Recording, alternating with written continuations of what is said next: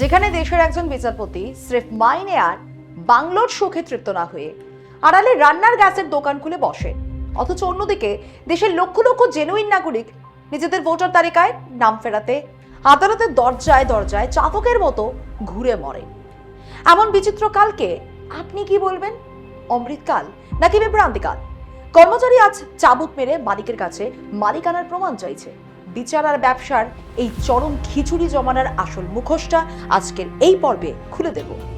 নমস্কার, আমি স্নেহা মুখার্জি আর দৈনিক সংবাদ অনলাইনে আপনারা দেখছেন খবরের পেছনের খবর। অমৃতকালের এই বিভ্রান্তির তাজা নমুনা চান? প্যালেস্তাইনের উপর ইসরায়েলি ক্রূরতার বিরুদ্ধে এই দেশে যারা প্রতিবাদ করলেন, পুলিশ তাদের ধরপাকড় করলো, জেলে পুরল, অথচ কিছুদিন পরেই দেখা গেল সেই প্যালেস্তাইনের জন্যই কোটি কোটি টাকার ত্রাণ, ওষুধ আর জরুরি রসদ পাঠাচ্ছে ভারত সরকার। এমনকি রাষ্ট্রপুঞ্জেও ভারত তাদের পক্ষে ভোট দিল। একে চরম বিভ্রান্তি ছাড়া আর কি বলবেন? এই ভাইরাস কিন্তু বিচার ব্যবস্থা তো পৌঁছে গেছে। এক বিচারপতি মহাশয় টানা 15 বছর দিল্লি হাইকোর্টে ছিলেন, পরে মণিপুর হাইকোর্টের প্রধান বিচারপতিও হলেন। কিন্তু তিনি এতটাই বিভ্রান্ত ছিলেন যে বিচারপতির চেয়ারে বসেই পেছন থেকে চুপি চুপি রান্নার গ্যাসের এজেন্সির ব্যবসাটাও চালাচ্ছিলেন। ওনার গল্পে পরে আসছি। তার আগে চোখ রাখা যাক গতকাল সুপ্রিম কোর্টে ঘটে যাওয়া অন্য একটি অতি গুরুত্বপূর্ণ বিষয়ে। দেশের শীর্ষ আদালত এমন কিছু পর্যবেক্ষণ করলো যা শুনলে আপনার মাথা ঘুরে যাবে। তার আগে একটা সুখবর দিয়ে রাখি। পশ্চিমবঙ্গে এসআইআর এর ফলে যাদের নাম ভোটার তালিকা থেকে বাদ গেছে তাদের অন্নপূর্ণা যোজনা, রেশনের মতো জনকল্যাণ প্রকল্প থেকে বাদ দেওয়া যায় কিনা তা খতিয়ে দেখবে সুপ্রিম কোর্ট।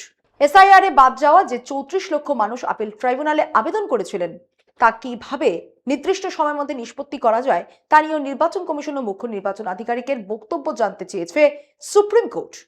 সুপ্রিম কোর্টে প্রধান বিচারপতি সূর্যকান্ত, বিচারপতি জয়মাল্য বাগচি এবং বিচারপতি ভি মোহনের ডিভিশন বেঞ্চে নির্বাচন কমিশনের বিরুদ্ধে এই মামলার শুনানি ছিল। মামলাটি দায়ের হয়েছে পশ্চিমবঙ্গের ভোটার তালিকা সংশোধন প্রক্রিয়া নিয়ে। এই মামলা করেছেন পশ্চিমবঙ্গের প্রদেশ কংগ্রেসের এসআইআর কমিটির চেয়ারম্যান প্রসেনজিৎ বসু।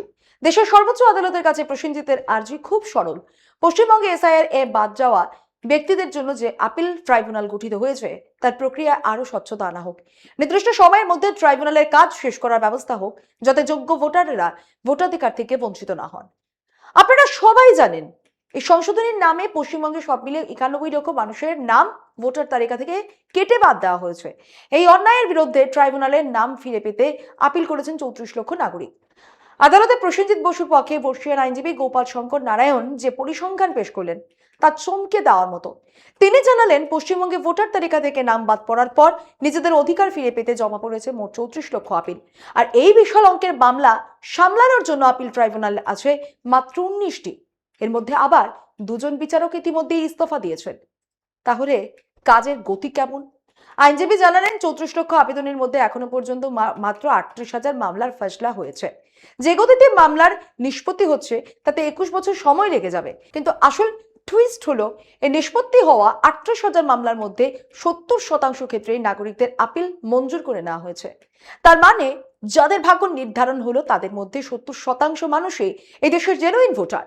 তাদের নাম ভুল করে অন্যায়ভাবে কেটে বাদ দেওয়া হয়েছিল। বাকি 30% সত্যতা কিভাবে যাচাই হবে তা না হয় ছেড়েই দিন। কিন্তু এই 70% বৈধ নাগরিক যে হেনস্থার শিকার হলেন তার দায় কার? অভিযোগ আরো মারাত্মক। আইনজীবী জানালেন, পশ্চিমবঙ্গ সরকার নাকি কিছু বিজ্ঞপ্তি জারি করে এমন এক পরিস্থিতি তৈরি করেছে যার ফলে যেসব মানুষের নাম ভোটার তালিকা থেকে কেটে গেছে তাদের সমস্ত সরকারি সুযোগ সুবিধা দেওয়া বন্ধ করে দেওয়া হয়েছে। কোথাও গরিব মানুষের রেশন বন্ধ, তো কোথাও অন্নপূর্ণা যোজনার মতো কল্যাণমূলক প্রকল্পের সুবিধা আটকে দেওয়া হয়েছে।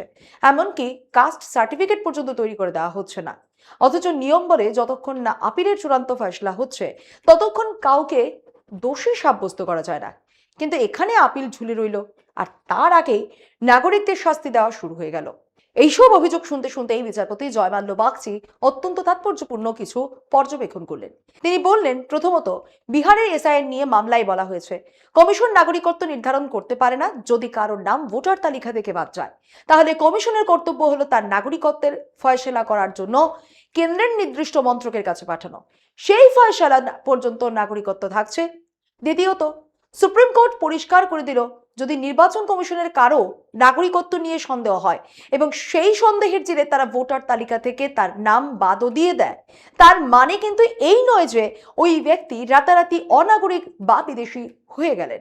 ভোটার লিস্টের নাম না থাকা আর দেশের নাগরিক না থাকা দুটো এক জিনিস নয়। তবে এই দুটো পর্যবেক্ষণকে যদি আমরা এক সুতোয় বাঁধি তাহলে একটা অদ্ভুত ধোঁয়াশা তৈরি হয়। সুপ্রিম কোর্ট পরোক্ষে মেনেই নিচ্ছে যে নাগরিকদের নাগরিকত্ব নিয়ে সন্দেহ প্রকাশ করার অধিকার নির্বাচন কমিশনের আছে, কিন্তু প্রশ্ন হলো নাগরিকত্ব খতিয়ে দেখার অধিকার যদি নাই থাকবে তবে সন্দেহটা দানা বাঁধবে কিসের ভিত্তিতে? রাস্তায় চলতে চলতে তো আর কারো কপালে লেখা থাকে না যে আমার নাগরিকত্ব নিয়ে সন্দেহ আছে। বিচারপতি বাগচির পর্যবেক্ষণের তৃতীয় পয়েন্টটি শুনলে আপনার মাথা আরো ঘুরে যাবে। তিনি বললেন, নির্বাচন কমিশনের যদি কারো নাগরিকত্ব নিয়ে সন্দেহ হয় তবে কমিশনের দায়িত্ব হলো সেই মামলাটি কেন্দ্র সরকার বা সংশ্লিষ্ট মন্ত্রকের কাছে পাঠানো। মন্ত্রকের আধিকারিকরা তখন আইন মেনে ঠিক করবেন ওই ব্যক্তি আদৌ দেশের নাগরিক কিনা। এবার একটু ঠান্ডা মাথায় ভাবুন, দেশের সাধারণ মানুষ তাহলে কি বুঝবে? এক লাইনে সুপ্রিম কোর্ট বলছে নির্বাচন কমিশনের অধিকার নেই, ঠিক তার পরের লাইনেই বলছে সন্দেহ হলে কেন্দ্রকে জানাবে। সহজ প্রশ্ন একটা, সংস্থাকে যদি তদন্ত বা যাচাই করার অধিকারী না দেওয়া হয় তবে তাদের মনে সন্দেহটা দানা বাঁধবে কিভাবে? আর যদি কোনোভাবে সন্দেহ হয়ে থাকে তবে তো প্রথম কাজ হওয়া উচিত ছিল বিষয়টি কেন্দ্রকে জানানো। কেন্দ্র সিদ্ধান্ত নেওয়ার পর সেই অনুযায়ী নির্বাচন কমিশন ঠিক করতো কার ভোটাধিকার থাকবে আর কার থাকবে না। কিন্তু আমাদের এই তথাকথিত অমৃতকালে, যাকে আমরা বিভ্রান্তিকাল বলছি, উল্টো পুরাণ চলছে। নির্বাচন কমিশন নিজের খেয়াল খুশি মতো তদন্ত করে মানুষের নাম কেটে দিচ্ছে। দেখে মনে হচ্ছে মুখ্য নির্বাচন কমিশনার জ্ঞানেশ কুমার নিজেই যেন দেশের স্বরাষ্ট্রমন্ত্রী, নিজেই কেন্দ্র সরকারের, নিজেই দেশের সংবিধান। সংবিধানের ৩২৬ নম্বর অনুচ্ছেদ পরিষ্কার জানাচ্ছে 18 বছর ঊর্ধ্ব যে কোনো ভারতীয় নাগরিক যিনি নির্দিষ্ট এলাকার বাসিন্দা এবং আদালতের দ্বারা অযোগ্য ঘোষিত নন তিনি ভোট দেওয়ার অধিকারী। এখন কেউ যদি এই সবকটি শর্ত পূরণ করার পরেও নির্বাচন কমিশন তার নাম কেটে দেয় তবে সেটা কি সরাসরি সংবিধানের অবমাননা নয়? মজার ব্যাপার হলো শুনানিতে সুপ্রিম কোর্ট মন্তব্য করেছে, আমরা তো বিহারের মামলাতেই পরিষ্কার বলে দিয়েছিলাম যে ভোটার লিস্টে নাম না থাকার অর্থ এই নয় যে আপনি বিদেশি হয়ে গেলেন। মহামান্য বিচারপতি বাগচি মহাশয় যদি দয়া করে মানেটাও বুঝিয়ে দিতেন তবে দেশবাসীর বড়ই উপকার হতো। প্রসঙ্গত আপনাদের মনে করিয়ে দিই, এই সেই মাননীয় বিচারপতি যিনি কিছুদিন আগে এক মামলার শুনানিতে হালকা চালে বলেছিলেন এবার ভোট দিতে না পারলে কি হয়েছে, পরের বার দিয়ে দেবেন। একজন বিচারপতির মুখ থেকে এই ধরনের মন্তব্যই কিন্তু প্রমাণ করে দেয় দেশের গণতন্ত্র আর সংবিধানের প্রতি তাদের দৃষ্টিভঙ্গি আসলে কতটা গভীর। ভোটার তালিকা থেকে নাম কেটে গেছে, ব্যাস সরকারি কল্যাণমূলক প্রকল্পের সুবিধা বন্ধ। এটা তো শিখছি সুপ্রিম কোর্টের বিচারপতি কিংবা নির্বাচন কমিশনার জ্ঞানেশ কুমারের চেয়েও 40 কদম এগিয়ে রয়েছে। যেসব মানুষের নাম তালিকা থেকে বাদ দেওয়া হলো তাদের কাছ থেকে কিন্তু ঠিকই ট্যাক্স উসুল করা হবে, তাদের ট্যাক্সের টাকায় সরকারি রাজভোগ চলবে, অথচ তারাই পাবেন না কোনো সরকারি প্রকল্পের সুবিধা। কি অদ্ভুত না? একবার ভাবুন, নাগরিকত্বের বড় বড় আইনি তর্ক না হয় একটুক্ষণের জন্য ভুলেই গেলাম, কিন্তু যে মানুষগুলো এই দেশে জন্মেছে, এখানেই দিনরাত খেটে কামায় আর এখানেই নিজেদের উপার্জনের টাকা খরচ করে, তাদের অবদানটা অস্বীকার করবেন কিভাবে? একজন সাধারণ মানুষ যদি বাজার থেকে মাত্র 2 টাকার একটা দেশলাই বাক্সও কেনেন তার পেছনেও কিন্তু সরকারকে একটা অঙ্কের পরোক্ষ কর দিতে হয়। অর্থাৎ বিজেপি সরকারের আপিলহীন ফরমান হলেও ট্যাক্স আমরা সবার পকেট থেকেই কাটবো, কিন্তু ভোটার লিস্টে নাম না থাকলে কোনো সুবিধা দেব না। গোটা দুনিয়ার বিচার ব্যবস্থার একটা আদি ও মৌলিক নিয়ম আছে, আদালতে অপরাধ প্রমাণিত না হওয়া পর্যন্ত যে কোনো মানুষই নির্দোষ। কিন্তু আজকের রাষ্ট্রীয় শাসকের এই নয়া প্রশাসনিক তন্ত্র ন্যায়ের সেই বুনিয়াদি কাঠামোটাকেও মানতে নারাজ। আর সব থেকে বড় কথা, ভোটার তালিকা থেকে যাদের নাম বাদ গেছে তারা তো কোনো অপরাধ করেনি, উল্টে এই গোটা ধ্বংসলীলার পেছনে আসল অপরাধী তো অন্য কেউ। নাম মুখে আনার দরকার নেই, আপনারা সবাই চেনেন। আসলে দেশের সমস্ত সাংবিধানিক প্রতিষ্ঠান, ক্ষমতা আর রাজনীতির এই খিচুড়ি মার্কা বিভ্রান্তিটা বুঝুন। কারোরই জানা নেই ঠিক কি করতে হবে, অথচ আমাদের সংবিধানের প্রতিটি বিষয় একেবারে জলের মতো পরিষ্কার করে লেখা রয়েছে। কিন্তু মুশকিল হলো সংবিধানকে হুবহু মেনে চলে তো আর মসনদে বসে থাকা উপরওয়ালাদের খুশি করা যাবে না, ভোট চুরি করা যাবে না, ভোটের বাজারে ডাকাতি করা যাবে না। আর সেই লুটের ব্লুপ্রিন্ট সফল করতেই এখন একের মাথায় অন্যের টুপি পরানোর এই খেলা চলছে। নথিপত্রের এই তামাশাটা দেখুন, গত কিছুদিন আগে খোদ সরকারি আদালতে দাঁড়িয়ে বলে দিল পাসপোর্ট নাকি শুধুমাত্র একটা ট্রাভেল ডকুমেন্ট, ওটা নাগরিকত্বের কোনো অকাট্য প্রমাণই নয়। এবার ভাবুন, কোন ভারতীয় নাগরিক যদি এই দেশের পাসপোর্ট নিয়ে বিদেশে যান আর সেখানকার ইমিগ্রেশন অফিসাররা যদি তাকে আটকে দিয়ে বলেন তোমার দেশের সরকারই তো এটাকে ভ্রমণের কাগজ বলছে, নাগরিকত্বের প্রমাণ নয়। এবার প্রমাণ করো তুমি কোন দেশের নাগরিক, কাগজ দেখাও। তখন সেই অসহায় ভারতীয় কোন কাগজ দেখাবেন? তিনি যদি তখন নিজের পরিচয়পত্র দেখান, তবে তো আন্তর্জাতিক মঞ্চে আরো বড় ধাক্কা খেতে হবে। কারণ বিদেশি আধিকারিকরা তো মুখের উপর বলিয়ে দিতে পারেন যে পরিচয়পত্রকে তোমার দেশের সুপ্রিম কোর্ট বা নির্বাচন কমিশনই নাগরিকত্বের চূড়ান্ত প্রমাণ বলে মানতে চায় না। সেটা আমি কেন মানব? আচ্ছা, কখনো ভেবে দেখেছেন প্রধানমন্ত্রীর পরিচয়টুকু বাদ দিলে মোদিজির কাছে ভারতের নাগরিকত্বের কি প্রমাণ আছে যা আপনার কাছে নেই? রেশন কার্ড দেখাবেন, তারা বলে দেবে আপনাদের দেশে তো লক্ষ লক্ষ ভুয়ো রেশন কার্ড আর জালি নথির কারবার চলে, ওতে তো হবে না। নিজেদের শিক্ষাগত যোগ্যতার সার্টিফিকেট দেখাবেন, সেখানে হয়তো বানানে সামান্য ভুল বেরোবে। আর তাছাড়া ডিগ্রি জালিয়াতিতে তো আমাদের দেশ এখন রেকর্ড তৈরি করছে, যেখানে দেশের সর্বোচ্চ রাজনৈতিক পদে বসে থাকা ব্যক্তির ডিগ্রির কোনো হদিশ মেনে না, সেখানে বিদেশি অফিসাররা আপনার আমার সার্টিফিকেটের উপর ভরসা করবে কেন? গতকালের শুনানিতে আবেদনকারীরা একটা অত্যন্ত যৌক্তিক দাবি তুলেছিলেন। তারা বললেন, ভোটার তালিকায় নাম কাটার পর নাগরিকরা কিভাবে আপিল করবেন তার একটা সহজ গাইডলাইন তৈরি করা হোক, আর সেটা যেন ইংরেজি, হিন্দি ও বাংলা এই তিনটি ভাষাতেই প্রকাশ করা হয়, যাতে সাধারণ মানুষ অন্তত সহজে বুঝতে পারেন যে আপিল কোথায় করতে হবে, কোন কোন কাগজ জমা দিতে হবে, কোন কোন অফিসারের সঙ্গে দেখা করতে হবে, আর শুনানির প্রক্রিয়াই বাকি। নাম ফেরানো সহজ রাস্তাটা কি মানুষ অন্তত জানুক। আমাদের দেশের এই বিভ্রান্তির স্তরটা একবার তলিয়ে বুঝুন।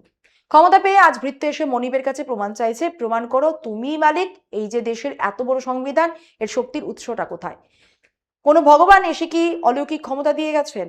একদমই নয়। এই সংবিধানকে আসল শক্তি জনগণ, আমরা ভারতের জনগণ, with the people of India. সেই কারণেই তো আমাদের সংবিধানের প্রস্তাবনার প্রথম লাইনটাই শুরু হয় এই শব্দগুলো দিয়ে।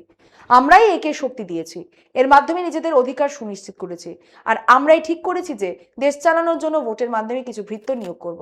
সেই কর্মচারীরা প্রতি মাসে আমাদের ট্যাক্সের টাকায় মোটা মাইনে নেবেন, পেনশন পাবেন, এলাহি সরকারি সুখ সুবিধা ভোগ করবেন, আর বদলে আমাদের সেবা করবেন। কিন্তু এই অমৃতকালে বিভ্রান্তির পারদ এতটাই চলেছে যে সেই কর্মচারীরা আজ ভুলেই গেছেন যে তারা আদতে ভৃত্য। আর সেটা ভুলেছেন কারণ মালিক দেশ, অর্থাৎ দেশের আমজনতা নিজে আজ নিজেদের মালিকানা ভুলে বসে আছে। কর্মচারীদের আশকারা আজ এতটাই বেড়েছে যে তারা এখন মালিককে লাঠি মেরে অপমান করে তাড়িয়ে জিজ্ঞাসা করছে, কাগজ দেখাও যে তুমি এই দেশের মালিক। ভবিষ্যতে যদি কেউ আপনাকে জিজ্ঞাসা করে যে এই অমৃতকালের প্রতিশব্দ কি হতে পারে, শটান বলে দেবেন বিভ্রান্তিকাল। যখন কেউ জানে না কার কি করা উচিত, কার কি বলা উচিত, এমনকি দেশের বড় বড় সাংবিধানিক প্রতিষ্ঠানগুলো যখন দিশেহারা, সেই সময়টাকে বলে বিভ্রান্তিকাল। যে নির্বাচন কমিশন একসময় সগর্বে স্লোগান দিত, একটি ভোটারও যেন বাদ না পড়ে, আজ সেই নির্বাচন কমিশনই মানুষকে ভোট দেওয়া থেকে আটকানোর নতুন ফন্দি খুঁজছে। এদিকে আরেকটা চাঞ্চল্যকর খবর দেখুন। দিল্লি হাইকোর্টের এক প্রাক্তন বিচারপতি ছিলেন, নাম জাস্টিস সিদ্ধার্থ মৃদুল। পরবর্তীতে তিনি পদোন্নতি পেয়ে মণিপুর হাইকোর্টের প্রধান বিচারপতিও হন। দীর্ঘ 16 বছর তিনি বিচারপতির আসল অলংকৃত করেছিলেন। কিন্তু মারাত্মক তথ্যটি হলো, বিচারপতি থাকাকালীন এমনকি তার আগে থেকে তার নামে এলপিজি বা রান্নার গ্যাসের ডিস্ট্রিবিউটরশিপ ছিল। ভাবুন একবার, কোথায় আছেন আপনি? বিচারপতির পদের মোটা মাইনে আর রাজকীয় সুযোগ সুবিধাতেও বোধহয় পেট ভরছিল না মহামান্য বিচারপতির। তাই মান্যবর আড়ালে চুপি চুপি রান্নার গ্যাসের ব্যবসাটাও চালিয়ে যাচ্ছিলেন। এই দীর্ঘ বিচার বিভাগীয় কর্মজীবনে বহুবার তার সেই রান্নার গ্যাসের ডিলারশিপ রিনিউ হয়েছে। এই নিয়ে নানা বিতর্ক, আইনি জটিলতাও তৈরি হয়েছে। কিন্তু বিচারপতি সাহেব সব সামলে নিয়েছেন, নিজের লাভজনক ব্যবসা কোনো অবস্থাতেই হাতছাড়া করেননি। ফিল্মি ডায়লগের মতো আপনিও বলতে পারেন, ব্যবসার চেয়ে বড় কোনো ধর্ম নেই। কিন্তু প্রশ্ন হলো, দেশের বিচার বিভাগীয় নৈতিকতা বা জুডিশিয়াল এথিক্স কি বলছে? একজন কর্মরত বিচারপতিকে কি আমাদের আইন এভাবে সমান্তরাল ব্যবসা করার নৈতিক অনুমতি দেয়? সুস্পষ্ট জবাব হলো না, একেবারেই দেয় না। যে জমানায় বিচার ব্যবস্থার নৈতিকতা এই স্তরের উচ্চতা ছুঁয়েছে, সেই জমানায় এক বিচারপতি মহাশয় পেছন থেকে একটা রান্নার গ্যাসের এজেন্সি চালিয়েছেন তো কি এমন মহাপাপ করে ফেলেছেন? আসলে এই অমৃতকালে যখন একদল মাই লর্ড, সবাইকে অবশ্যই বলছি না, তবে একটা বড় অংশ সরাসরি ক্ষমতার অনিন্দের সঙ্গে অদৃশ্যে যে চোরা ব্যবসাটা চালাচ্ছেন, তার চেয়ে বিপজ্জনক তো দুনিয়ার কোনো গ্যাস এজেন্সি বা ডিস্ট্রিবিউটরশিপ হতে পারে না। রান্নার গ্যাসের সিলিন্ডার বড়জোর একটা রান্নাঘর ওড়াতে পারে, কিন্তু বিচার ব্যবস্থার এই ক্ষমতার লোভ গোটা দেশের গণতন্ত্র আর সংবিধানকেই উড়িয়ে দেওয়ার ক্ষমতা রাখে। ভুল বললাম কি? ভেবে দেখবেন। আজ এ পর্যন্তই। জয় হিন্দ, সত্যমেব জয়তে। আজ এ পর্যন্তই। এমন আরো বিষয় জানতে অবশ্যই চোখ রাখুন দৈনিক সংবাদ অনলাইনের পর্দায়। লাইক, কমেন্ট, শেয়ার করুন, দেখতে থাকুন দৈনিক সংবাদ, শুধু নামই যথেষ্ট।